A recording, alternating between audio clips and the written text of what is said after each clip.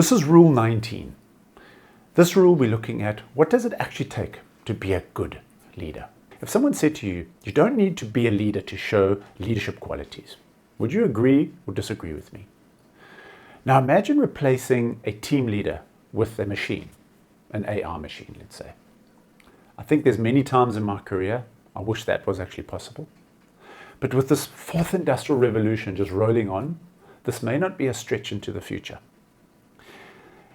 If every team member, let's say robotically or efficiently with laser sharp focus, just did their job, think about it. How would your strategy change towards being a leader? What would these new set of applications look like within your project or your business? And maybe how would your business or your revenue models look like? How would that transform the way you live as actually work or function within a day-to-day environment? I think for me, it certainly would tick all the boxes and get all the value that I actually need. I think right now, we still have to deal with people. We're all people of real flesh and blood.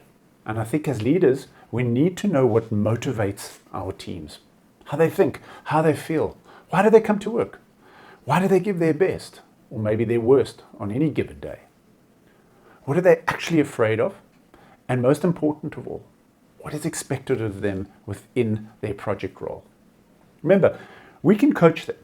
We can give them the technical resources to do the jobs. We can even oversee the digital processes and the standards that are applied.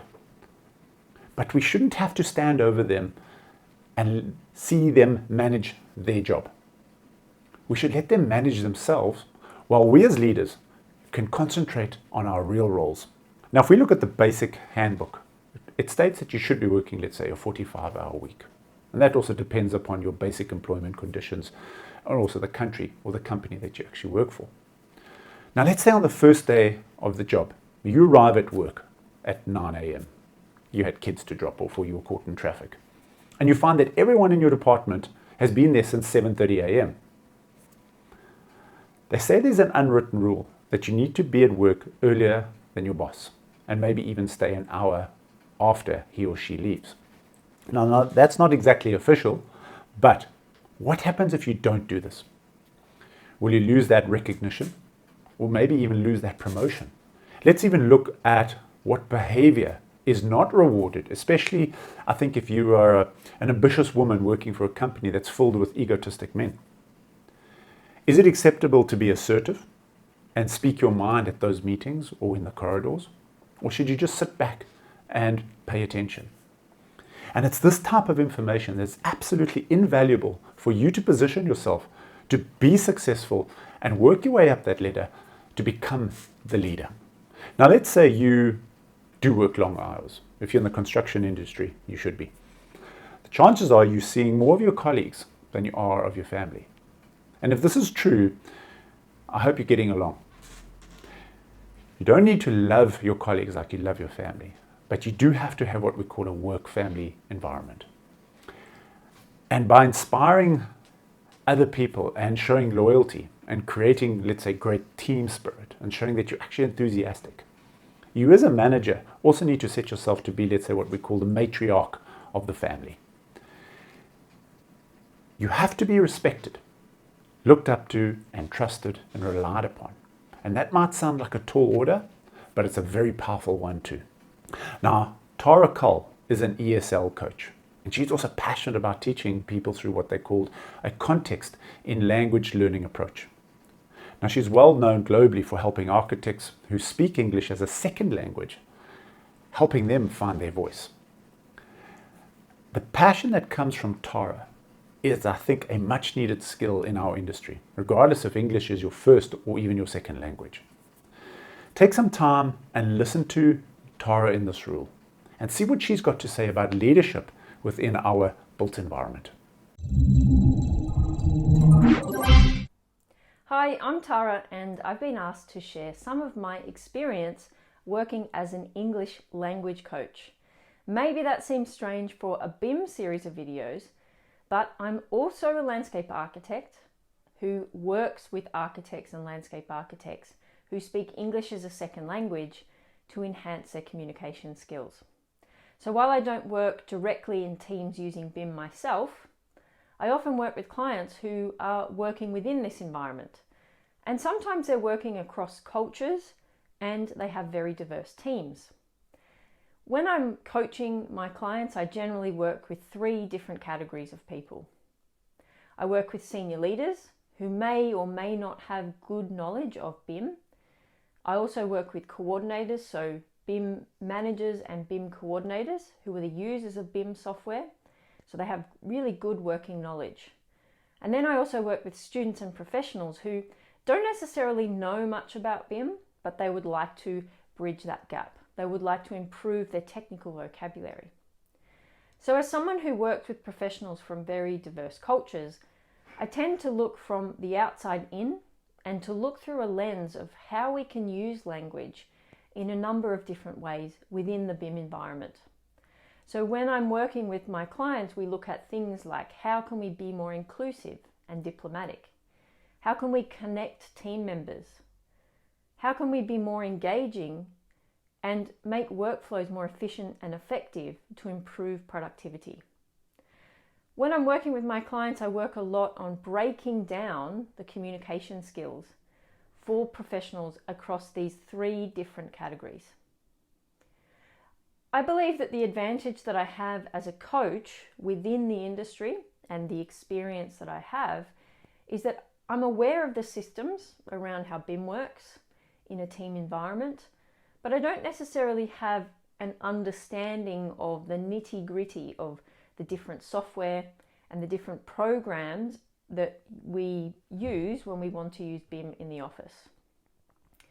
The question that I've decided to tackle for today is, what does it take to be a good leader? And because of my experience, I'm going to focus on communication skills and really what I notice that is important for each of these 3 different categories that I directly work with. At the end, I'm going to also discuss the things that I notice with professionals who work in very culturally diverse teams. Because as we know, BIM attracts lots of different people from all places. Firstly, let's look at leadership skills in terms of what it means in a general sense. What does it take to be a good leader? I don't believe that you need to be in a leadership position to show leadership qualities.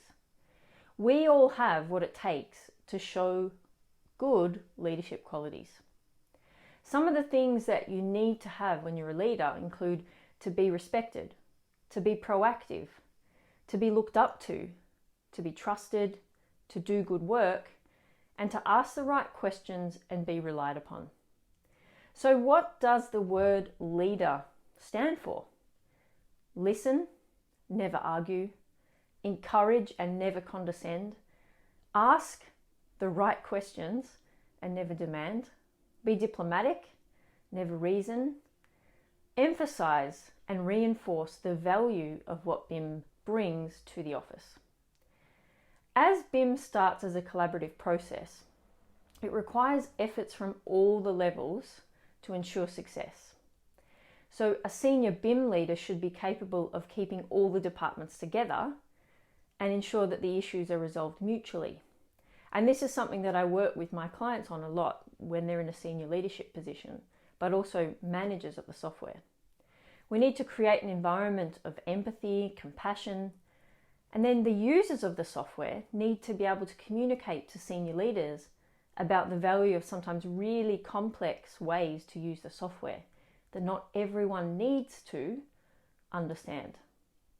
So BIM unaware professionals, so people like students or professionals who don't use the software, need to know that it exists and to seek opportunities to improve their skills. So as you can see, each category of professional has a role to play, and each of them can show leadership skills. So let's look at senior leaders who show leadership skills. When I work with senior leaders, I often work with them to improve their diplomatic communication within their teams.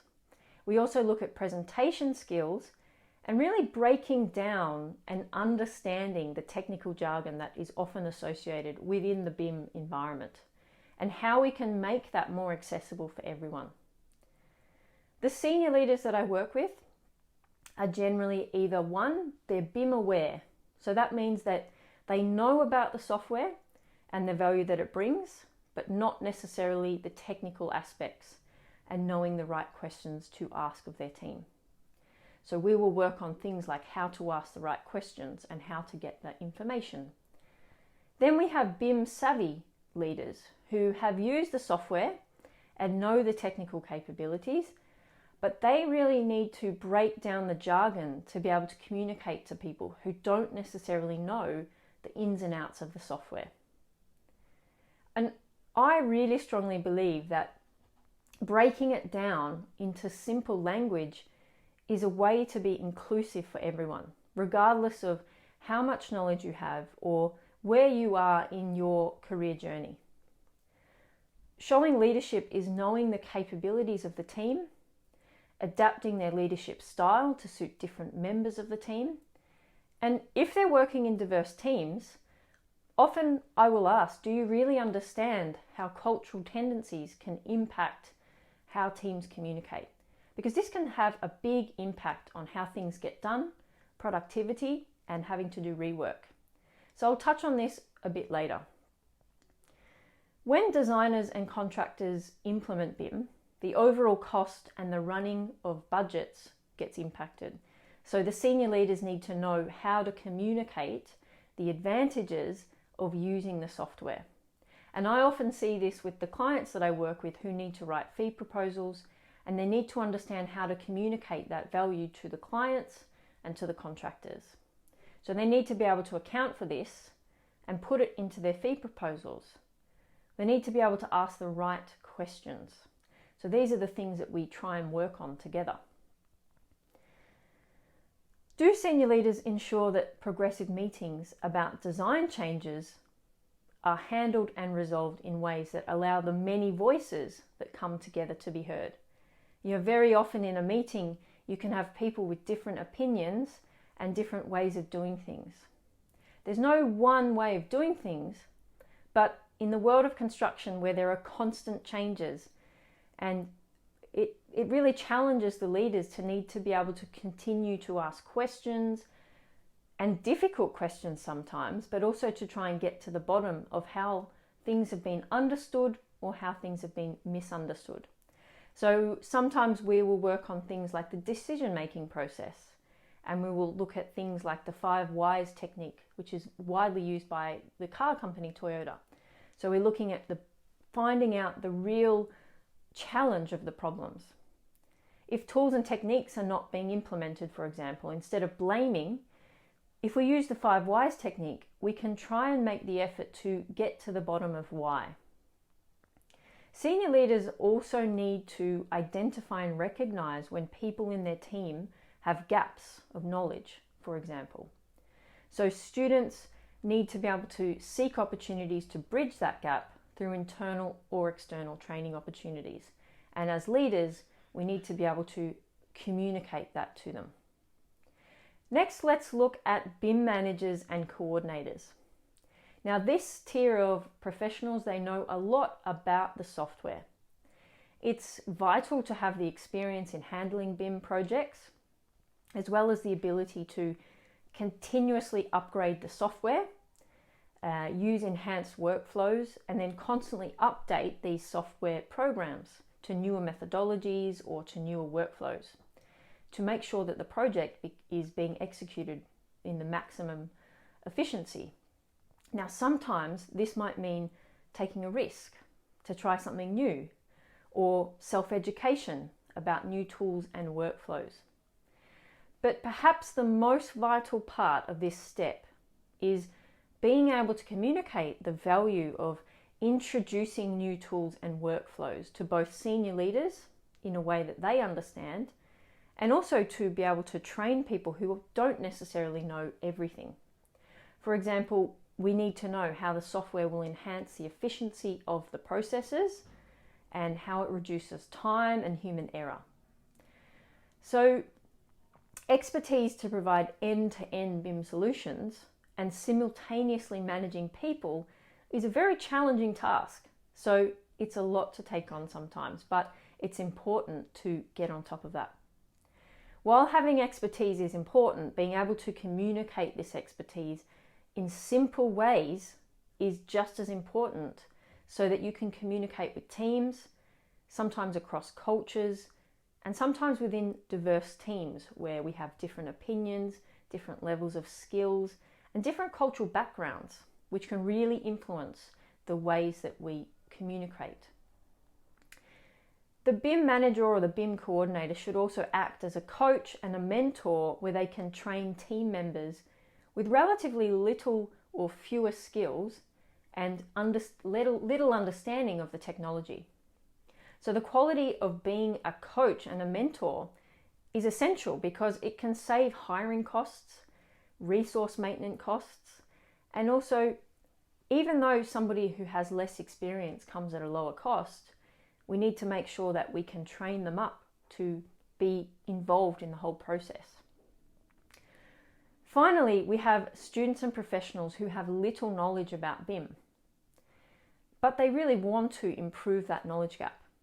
So as a student or even a professional who's been working in the field but with little knowledge of BIM, it can be really easy to be bogged down and intimidated by this vast amount of technical aspects of the software. And this is often what I see with the clients that I work with. And there's a lot of debate at the moment about universities and how they prepare students for being able to use software like Revit when they start working. Is there a knowledge gap? Is it not helpful for them to be looking at different ways, different opportunities? So regardless of the situation, and if you agree or disagree, professionals and students in this situation show leadership skills when they see that their knowledge gap can be bridged, and they see it as an opportunity to build upon their skills and to find out more. And what I often see is the students who show initiative are the ones who show leadership skills.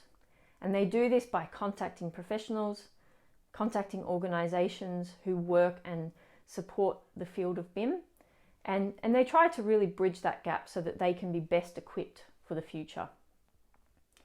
Now, finally, I wanted to talk about working across cultures and how you might work in diverse teams and how this might challenge the way that you work in the BIM environment. Communicating with stakeholders is very important for any BIM manager, for any senior leader.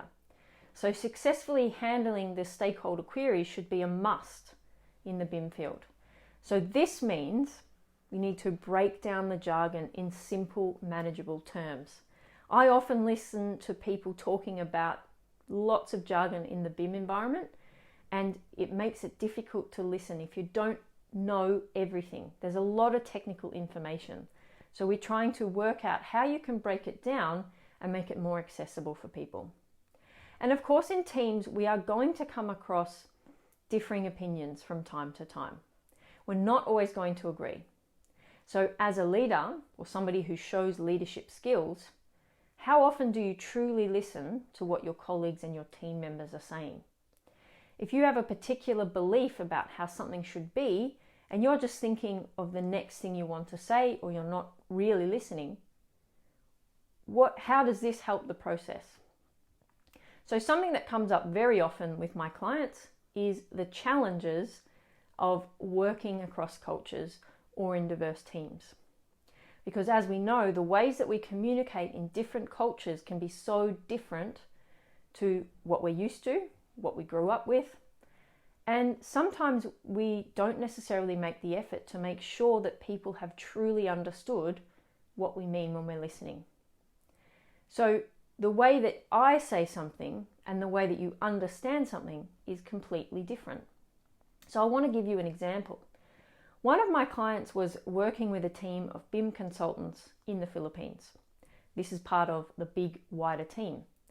Now, when the team in the Philippines were asked if they understood a task, they said yes, and they went away to complete the task. However, the work was not completed in the way that it was expected. Now, this required resolving the problem. This also required rework. And so what they needed to do was really get to the bottom of what the differences were. Why wasn't it understood? And that takes a lot of work. So, as well as knowing how you might deliver the information in a productive way and understanding the different communication styles and tendencies. If working across cultures is something that is part of your workflow, it's a very complex thing, then I highly recommend the work of Erin Meyer and her book, The Culture Map. So in this book, she describes how we communicate across 8 different scales. So this includes things like communication styles. Do we communicate explicitly or implicitly? What is the hierarchy? What is the structure of our leadership? And how do we give and take on feedback? So I highly recommend following the work of Erin Meyer if this is something that you might find improve the productivity of your work. I hope you can take on a few of those examples and a few of those ideas to bring into your work environment.